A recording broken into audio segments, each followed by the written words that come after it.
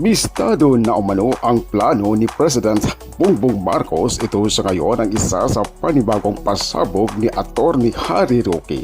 Narito ang isa sa letters, ang pasabog ni Atty. Harry Roque.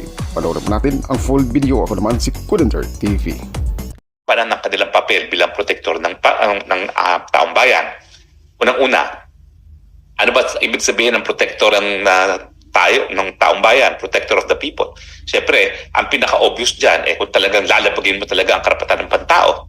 At siyempre, alam naman natin na sa 13 of January, magkakaroon ng napakalaking pagtitipon, hindi lang ng iglesia, kundi lahat-lahat ng mga puwersa na nagkakaisa para magkaroon ng katarungan, no? At pagtutol nga doon sa impeachment ni Inday Sara Duterte, no? So sa tingin ko, ang pinakamadali na magkaroon ng papel muli ang ating militar kapag gagawa ng paraan ng administrasyon na hindi matuloy or guluhin yung mga rally na yan. So, ingat po kayo. Ang prediction ko po ay baka gagawa sila ng mga hakbang para wag matuloy yung rally na yan. Kasi alam naman natin sa mulat mula, kasama sa kanilang script ay dapat matanggal ang Inday Sara bilang Vice President. Kung ang taong bayan sa dalawang venues, sa Liwasan at sa Luneta, sa Metro Manila at 8 pang venues all over the Philippines, ay magpapahiwatig na tutulo sila sa impeachment, hindi nila magagawa yon. Napakalaking balakid sa kanila na hindi matanggal si Vice President bilang Vice President dahil nga gusto nung tambaluslos na magpresidente. So sa tingin ko, talagang gagawin nila ng lahat para matuloy yan. Kaya, kung ako si tambaluslos at natatakot ako na mawawala yung pagkakataon ko maging presidente patapos kong busugin ng mga congressman, talagang gagawa ko ng paraan para mapigil yan.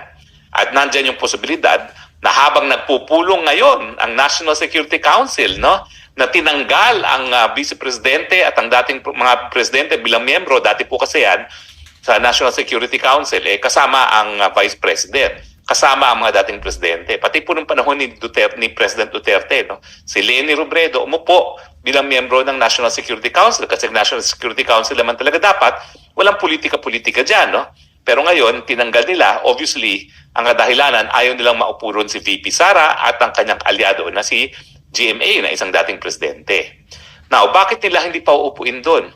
Kung ang kanilang interest talaga ay yung seguridad ng bansa. Well, ang aking naiisip, hindi seguridad ng bansa ang pinag-uusapan doon, seguridad ng Marcos regime at yung posibilidad na dapat palitan ng tambaluslos ang susunod na presidente. So, ingat po tayo. Dahil kung ako si tambaluslos, matapos kong busugin ang mga congressman, matapos kong pakainin din ang mga senatong, ay nako, bubuyuin ko ang Marcos Jr. Mag-martial law ka kaya? Sabihin natin na talagang meron talagang magtatangka na buwagin ang iyong gobyerno, patalsikin ang iyong gobyerno, mag-martial law tayo para hindi matuloy ang rally na yan. Pag nangyari po yan, tingnan nyo kung anong nangyari ngayon sa South Korea. Yun ang ginawa ng presidente. Mas mapapabilis po ang pagtalsik kay Marcos Jr. pag kayo nag-martial law. Guaranteed po yan. Dahil alam na ng Pilipino na ganyan din ang ginawa ng ama ng Marcos Jr. Magdeklara ng martial law, pinadlak ang Kongreso at naging diktador nga sa sumunod na 20 taon. At kapag ginawa niyo po yan, tingin ko isa yan sa pamamaraan na baka tumugon ang militar sa kanilang katungkulan na protektahan ng taong bayan.